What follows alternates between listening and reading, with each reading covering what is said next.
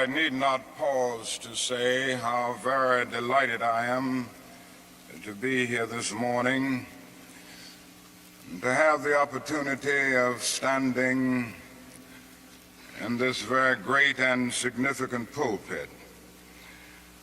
And I do want to express my deep personal appreciation to Dean Sayer and all of the cathedral clergy for extending the invitation. It is always a rich and rewarding experience to take a brief break from our day-to-day demands in the struggle for freedom and human dignity and discuss the issues involved in that struggle with concerned friends of goodwill all over our nation. And certainly it is always a deep and meaningful experience to be in a worship service.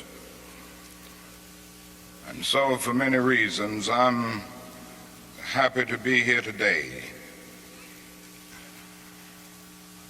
I would like to use as a subject from which to preach this morning, remaining awake through a great revolution.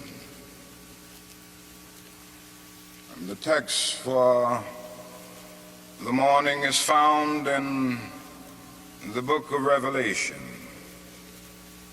There are two passages there that I would like to quote.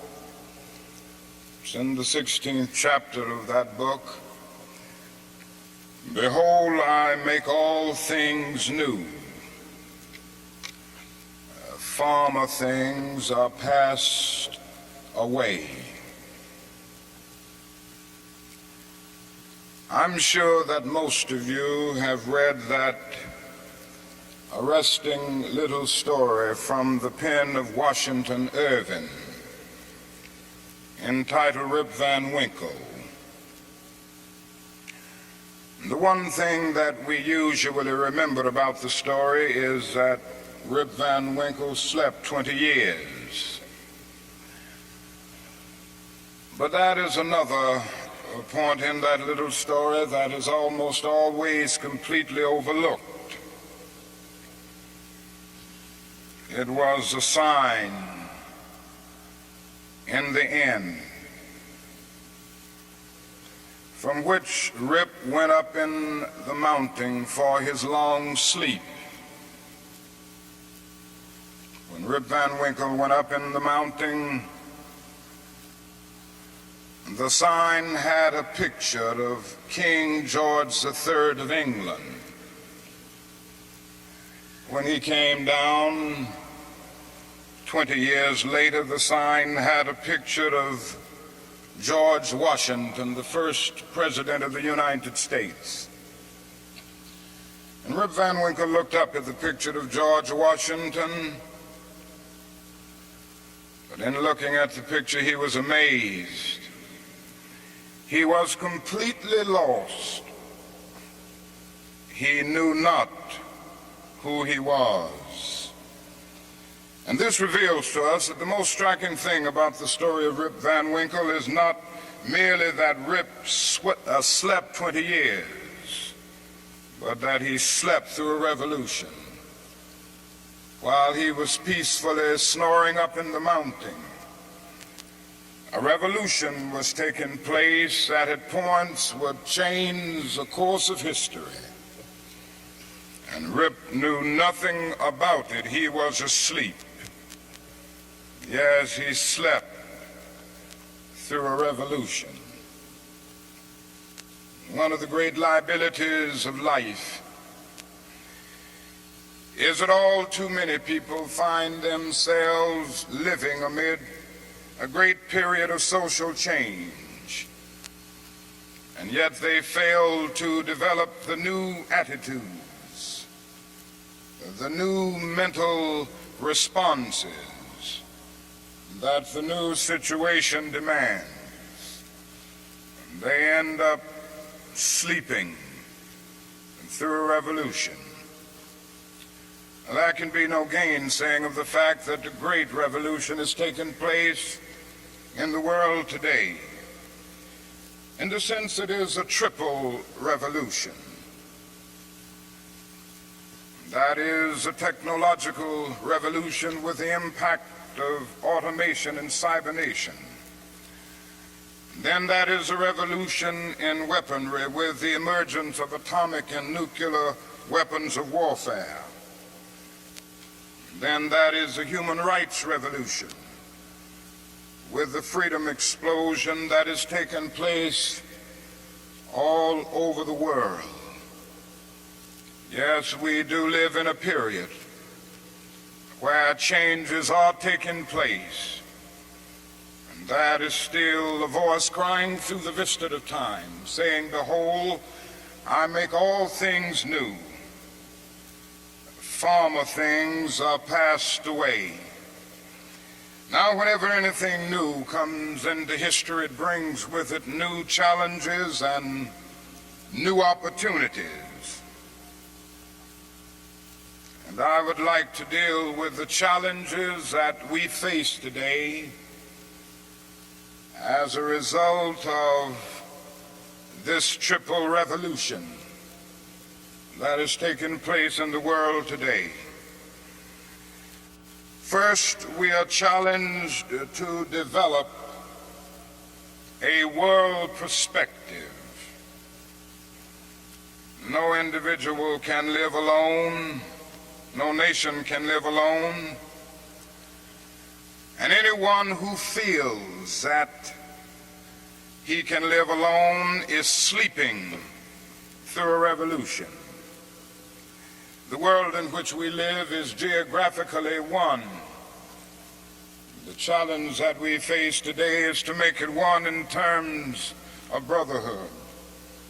Now, it's true that the geographical oneness of this age has come to be to a large extent through modern man's scientific ingenuity. Modern man, through his scientific genius, has been able to dwarf distance and place time in chains. And our jet planes have compressed into minutes distances that once took weeks and even months. All of this tells us that our world is a neighborhood. Through our scientific and technological genius, we have made of this world a neighborhood, and yet we have not had the ethical commitment to make of it a brotherhood. But somehow and in some way we've got to do this. We must all learn to live together as brothers, or we will all perish together as fools. We are tied together in the single garment of destiny, caught in an inescapable network of mutuality. And whatever affects one directly affects all indirectly. For some strange reason, I can never be what I ought to be until you are what you ought to be, and you can never be what you ought to be until I am what I ought to be. This is the way God's universe is made. This is the way it is structured. John Donne caught it years ago and placed it in graphic terms. No man is an island entire of itself. Every man is a piece of the continent, a part of the main. And he goes on toward the end to say, any man's death diminishes me because I am involved in mankind. Therefore never sin to know for whom the bell tolls. It tolls for thee. We must see this, believe this, and live by it if we are to remain awake through a great revolution. Secondly, we are challenged to eradicate the last vestiges of racial injustice from our nation. I must say this morning that Racial injustice is still the black man's burden and the white man's shame. It is an unhappy truth that racism is a way of life for the vast majority of white Americans, spoken and unspoken, acknowledged and denied, subtle and sometimes not so subtle. The disease of racism permeates and poisons a whole body politic. And I can see nothing more urgent than for America to work passionately and unrelentingly to get rid of the disease of racism. Something positive must be done. Everyone must share in the guilt, as individuals and as institutions. The government must certainly share the guilt. Individuals must share the guilt. Even the church must share the guilt. We must face the sad fact at 11 o'clock on Sunday morning when we stand to sing, "In Christ there is no east nor west." We stand in the most segregated hour of America. The hour has come for everybody, and for all institutions, for the public sector and the private sector, to work to get rid of racism. Now, if we are to do it, we must honestly admit certain things and get rid of certain myths that have constantly been disseminated all over our nation. One is the myth of time. It is a notion that only time can solve the problem of racial injustice. And there are those who often sincerely say to the Negro and his allies in the white community, "Why don't you slow up? Stop pushing things so fast. Only time can solve the problem. And if you will just be nice and patient and continue to pray, in 100 or 200 years, the problem will work itself out." Well, that is an answer to that myth. And it is that time is neutral. It can be used either constructively or destructively. And I'm sorry to say this morning that I'm absolutely convinced that the forces of ill will in our nation, the extreme rightists of our nation, the people on the wrong side, have used time much more effectively than the forces of goodwill. And it may well be that we will have to repent in this generation, not merely for the vitriolic words and the violent actions of the bad people, but for the appalling silence and indifference of the good people who sit around and say, "Wait on time." Somewhere we must come to see that human progress never rolls in on the wheels of inevitability. It comes through the tireless efforts and the persistent work of dedicated individuals who are willing to be co-workers with God. And without this hard work, time itself becomes an ally of the primitive forces of social stagnation. So we must help time and realize that the time is always right to do right. Now, that is another myth that still gets around. It is a kind of over-reliance on the bootstrap philosophy.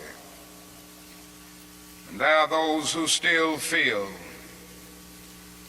that if the Negro is to rise out of poverty, if the Negro is to rise out of slum conditions, if he is to rise out of discrimination and segregation, he must do it all by himself. And so they say the Negro must lift himself by his own bootstraps.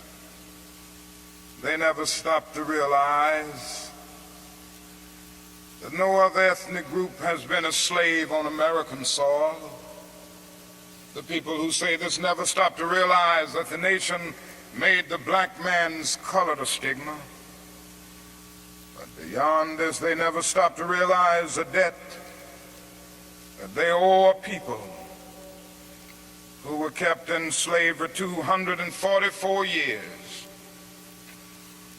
In 1863, the Negro was told that he was free as a result of the Emancipation Proclamation being signed by Abraham Lincoln. But he was not given any land to make that freedom meaningful. It was something like keeping a person in prison for a number of years and suddenly discovering that that person is not guilty of the crime for which he was convicted. And you just go up to him and say, now you're free. But you don't give him any bus fare to get to town. You don't give him any money to get some clothes to put on his back or to get on his feet again in life. Every code of jurisprudence would rise up against this. And yet this is the very thing that our nation did to the black man. It simply said you're free, and it left him there penniless, illiterate, not knowing what to do. And the irony of it all is that at the same time that the nation failed to do anything for the black man, through an act of Congress, it was giving away millions of acres of land in the West and the Midwest, which meant that it was willing to undergird its white peasants from Europe with an economic floor. But not only did it give the land, it built land-grant colleges to teach them how to farm. Not only that, it provided county agents to further their expertise in farming. Not only that, as the years unfolded, it provided low interest rates so that they could mechanize our farms. And to this day, thousands of these very persons are receiving millions of dollars in federal subsidies every year not to farm. And these are so often the very people who tell Negroes that they must lift themselves by their own bootstraps. It's all right to tell a man to lift himself by his own bootstraps, but it is a cruel jest to say to a bootless man that he ought to lift himself by his own bootstraps. We must come to see that the roots of racism are very deep in our country. And there must be something positive and massive in order to get rid of all of the effects of racism and the tragedies of racial injustice. Now that is another thing closely related to racism that I would like to mention as another challenge. We are challenged to rid our nation and the world of poverty. Like a monstrous octopus, poverty spreads its nagging, prehensile tentacles into hamlets and villages all over our world. 2/3 of the peoples of the world go to bed hungry at night. They are ill-housed, they are ill-nourished, they are shabbily clad. I've seen it in Latin America, I've seen it in Africa. I've seen this poverty in Asia.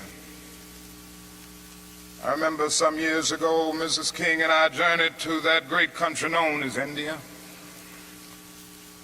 And I never will forget the experience. It was a marvelous experience to meet and talk with the great leaders of India. And to meet and talk with and speak to thousands and thousands of people all over that vast country. These experiences will remain dear to me as long as the cords of memory shall lengthen. But I say to you this morning, my friends, there were those depressing moments. How can one avoid being depressed when he sees with his own eyes evidences of millions of people going to bed hungry tonight? How can one avoid being depressed when he sees with his own eyes God's children sleeping on the sidewalks at night? In Bombay, more than 1 million people sleep on the sidewalks every night. In Calcutta, more than 600,000 sleep on the sidewalks every night. They have no beds to sleep in. They have no houses to go in. How can one avoid being depressed when he discovers that out of India's population of more than 500 million people, some 480 million make an annual income of less than $90 a year, and most of them have never seen a doctor or dentist. As I noticed these things, something within me cried out, can we in America stand idly by and not be concerned? And an answer came, oh no, because the destiny of the United States is tied up with the destiny of India and every other nation. And I started thinking of the fact that we spend in America millions of dollars a day to store surplus food. And I said to myself, I know where we can store that food free of charge, in the wrinkled stomachs of the millions of God's children all over the world who go to bed hungry at night. And maybe we spend far too much of our national budget establishing military bases around the world rather than bases of genuine concern and understanding. But not only do we see poverty abroad, I would remind you that in our own nation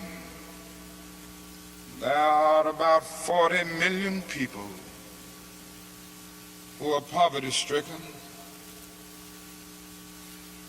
I have seen them here and there. I've seen them in the ghettos of the North. I've seen them in the rural areas of the South. I've seen them in Appalachia. I've just been in the process of touring many areas of our country. And I must confess that in some situations, I have literally found myself crying. I was in Marks, Mississippi the other day, which is in Quitman County, the poorest county in the United States. I tell you, I saw hundreds of little black boys and black girls walking the streets with no shoes to wear. I saw their mothers and their fathers trying to carry on a little Head Start program, but they had no money. The federal government hadn't funded them. They were trying to carry on, and they raised a little money here and there, trying to get a little food to feed the children, trying to teach them a little something. And I saw mothers and fathers who said to me, not only were they unemployed, but they didn't get any kind of income, no old age pension, no welfare check or anything. I said, how do you live? And they say, well, we go around to the neighbors and ask them for a little something. When the berry season comes, we pick berries. When the rabbit season comes, we hunt and catch a few rabbits. And that's about it. And I was in Newark and Harlem just this week. And I walked in to the homes of welfare mothers. I saw them in conditions, no, not with wall-to-wall carpet, but wall-to-wall rats and roaches. I stood in an apartment, and this welfare mother said to me, the landlord will not repair this place. I've been here 2 years. He had made single repair. She pointed out her little boy who was a victim of lead poisoning. She pointed out the walls with all of the ceiling falling through. She showed me the holes where the rats came in. And she said, night after night, we have to stay awake, keep the rats and the roaches from getting to the children. I said, how much do you pay for this apartment? She said, $125. And I looked and I thought and said to myself, it isn't worth $60. Poor people are forced to pay more for less, living in conditions day in and day out where their whole area is constantly drained without being replenished. It becomes a kind of domestic colony. And the tragedy is, so often these 40 million people are invisible because America is so affluent, so rich, because our expressways carry us away from the ghetto. We don't see the poor. Jesus told a parable one day, and he reminded us that a man went to hell because he didn't see the poor. His name was Dives. He was a rich man. And there was a man by the name of Lazarus, who was a poor man, but not only was he poor, he was sick. Sores were all over his body. He was so weak that he could hardly move.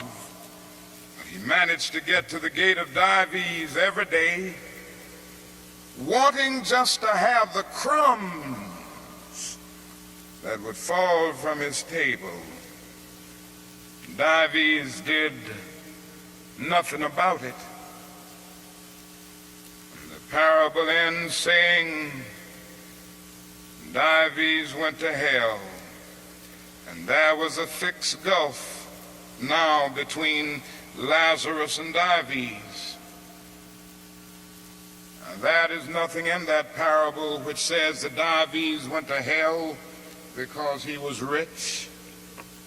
Jesus never made a universal indictment against all wealth. It is true that one day a rich young ruler came to him and he advised him to sell all, but in that instance Jesus was prescribing individual surgery and not setting forth a universal diagnosis.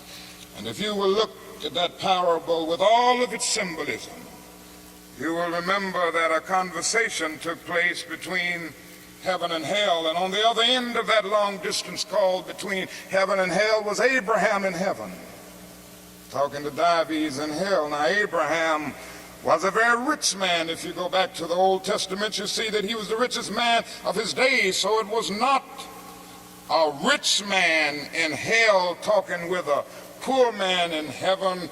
It was a little millionaire in hell talking with a multimillionaire in heaven. Dives didn't go to hell because he was rich. Dives didn't realize that his wealth was his opportunity. It was his opportunity to bridge the gulf that separated him from his brother Lazarus. Dives went to hell because he passed by Lazarus every day and he never really saw him. He went to hell because he allowed his brother to become invisible. Dives went to hell because he maximized the minimum and minimized the maximum.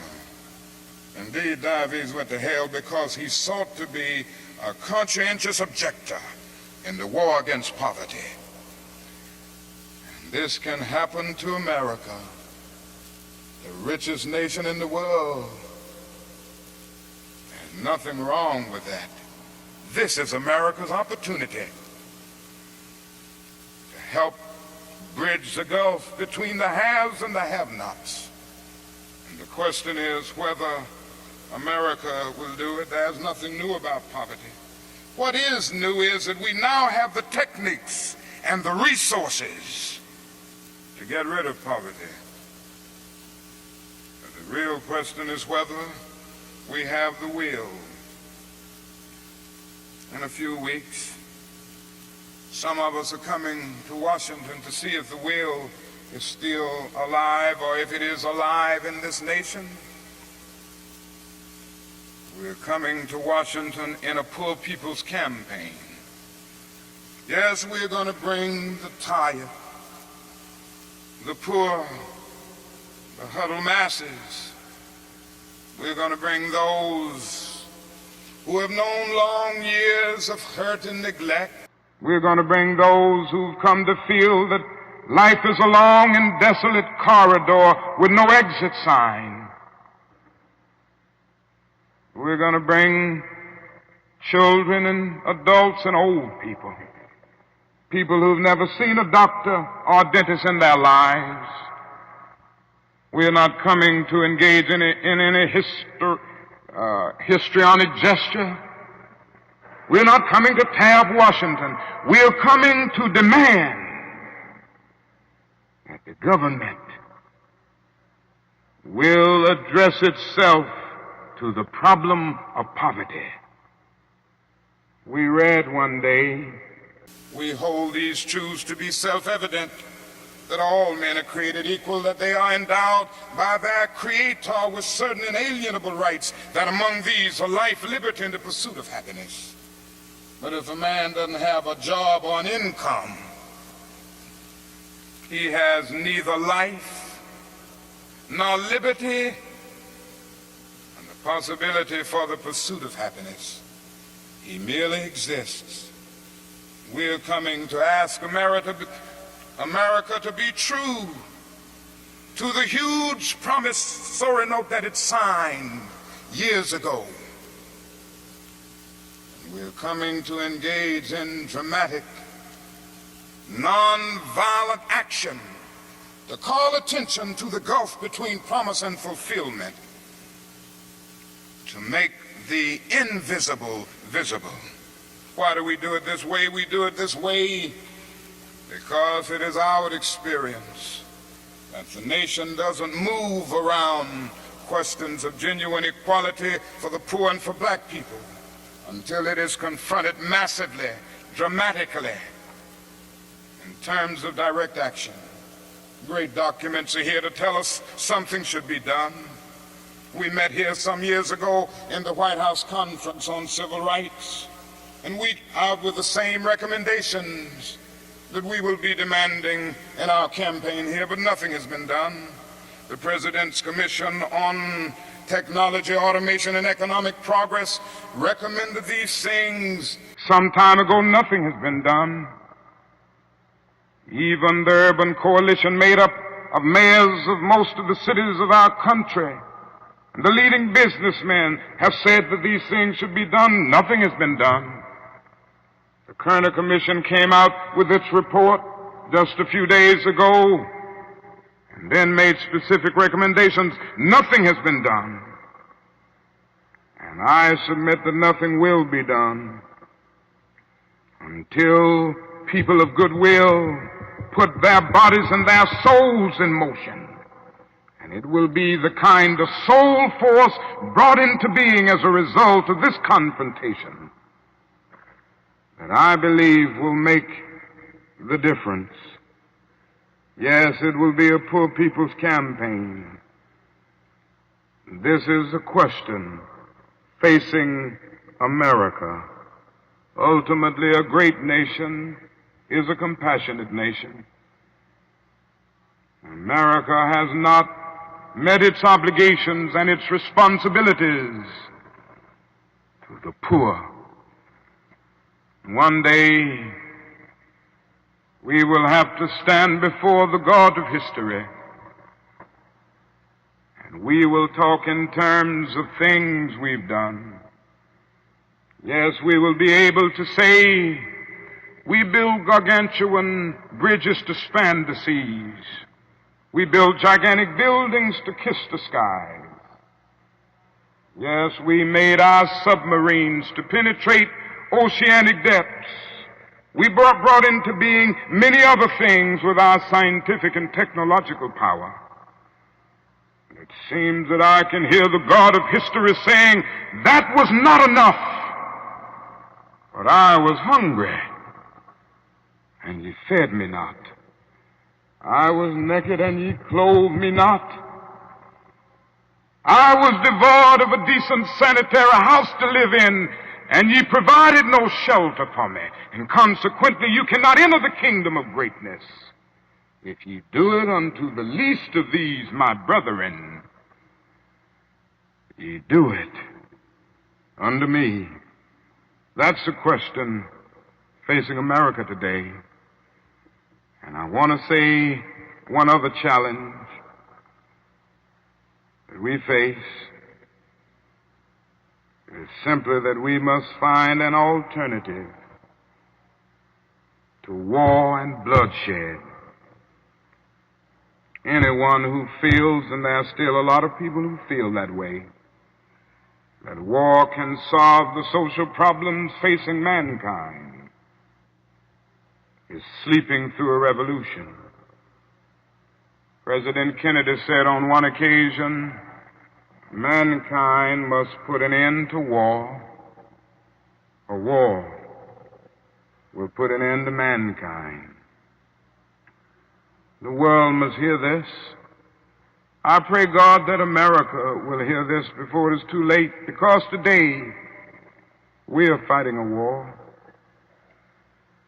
I'm convinced that it is one of the most unjust wars that has ever been fought in the history of the world. Our involvement in the war in Vietnam has torn up the Geneva Accord. It has strengthened the military-industrial complex. It has strengthened the forces of reaction in our nation. It has put us against the self-determination of the vast majority of Vietnamese people and put us in a position of protecting a corrupt regime that is stacked against the poor. It has played havoc with our domestic destinies. And this day we are spending $500,000 to kill every Viet Cong soldier. Every time we kill one, we spend about $500,000, while we spend only $53 a year for every person characterized as poverty-stricken in the so-called poverty program, which is not even a good skirmish against poverty. But not only that, it has put us in a position of appearing to the world as an arrogant nation. Here we are 10,000 miles away from home, fighting for the so-called freedom of the Vietnamese people when we've not even put our own house in order. And we force young black men and young white men to fight and kill in brutal solidarity. And yet when they come back home, they can't hardly live on the same block together. The judgment of God is upon us today. And we could go right down the line and see that something must be done, and something must be done quickly. We have alienated ourselves from other nations, so we end up morally and politically isolated in the world. There's not a single major ally of the United States of America that would dare send a troop to Vietnam, and so the only friends that we have now are a few quiet nations like Taiwan, Thailand, South Korea, and a few others. This is where we are. Mankind must put an end to war, or war will put an end to mankind. And the best way to start is to put an end to the war in Vietnam, because if it continues, we will inevitably come to the point of confronting China, which could lead the whole world to nuclear annihilation. It is no longer the choice, my friends, between violence and nonviolence. It is either nonviolence or non-existence, and the alternative to disarmament, the alternative to a greater suspension of nuclear tests, the alternative to strengthening the United Nations and thereby disarming the whole world, may well be a civilization plunged into the abyss of annihilation, and our earthly habitat will be transformed into an inferno that even the mind of Dante could not imagine This is why I felt the need of raising my voice against that war and working wherever I can to arouse the conscience of our nation on it.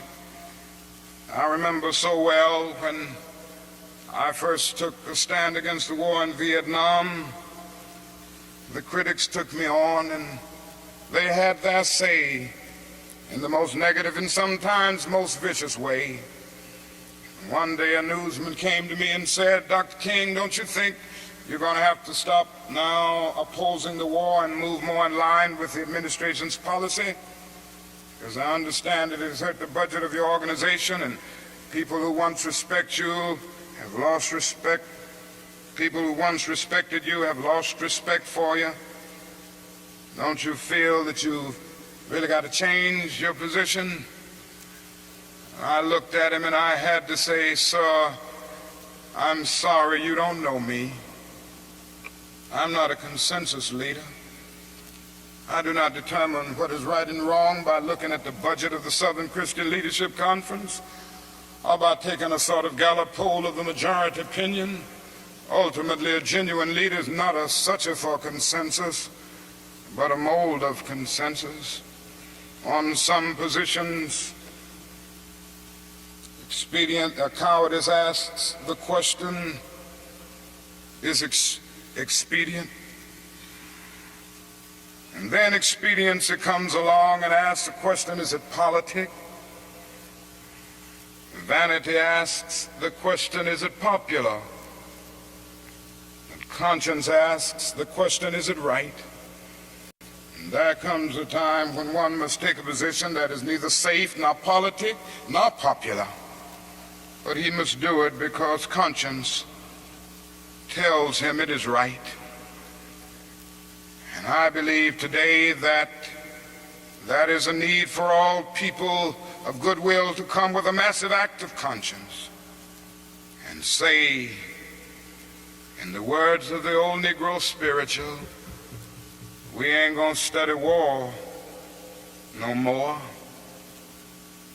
This is the challenge facing modern man.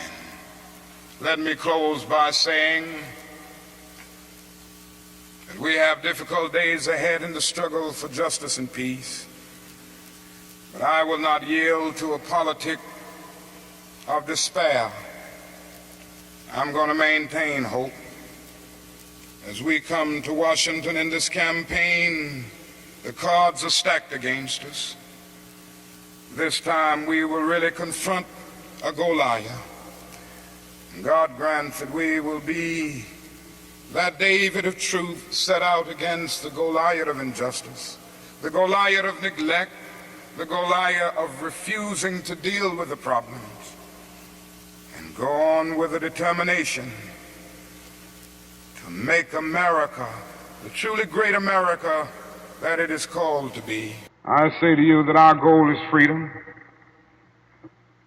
and I believe we're going to get there, because however much she strays away from it, the goal of America is freedom. Abused and scorned though we may be as a people, our destiny is tied up in the destiny of America. Before the Pilgrim Fathers landed at Plymouth, we were here. Before Jefferson etched across the pages of history the majestic words of the Declaration of Independence, we were here. Before the beautiful words of the Star-Spangled Banner were written, we were here. For more than 2 centuries, our forebears labored here without wages. They made cotton king, and they built the homes of their masters in the midst of the most humiliating and oppressive conditions. And yet out of a bottomless vitality, they continue to grow and develop. If the inexpressible cruelties of slavery couldn't stop us, the opposition that we now face will surely fail. We're going to win our freedom because both the sacred heritage of our nation and the eternal will of the Almighty God are embodied in our echoing demands.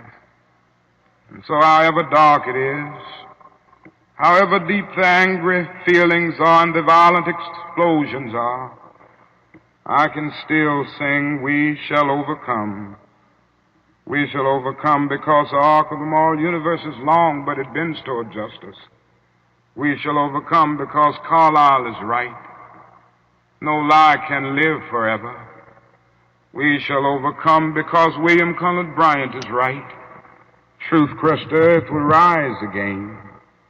We shall overcome because James Russell Lowell is right, as we were singing earlier today.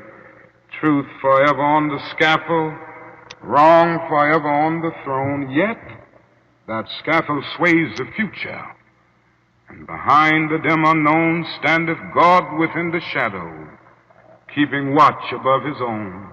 With this faith, we will be able to hew out of the mountain of despair the stone of hope. With this faith, we will be able to transform the jangling discords of our nation into a beautiful symphony of brotherhood. Thank God for John, who centuries ago out on a lonely, obscure island called Patmos caught vision of the New Jerusalem descending out of heaven from God, and who heard a voice saying, "Behold, I make all things new. Former things are passed away." God grant that we will be participants in this newness and this magnificent development. If we will but do it, we will bring about a new day of justice and brotherhood and peace.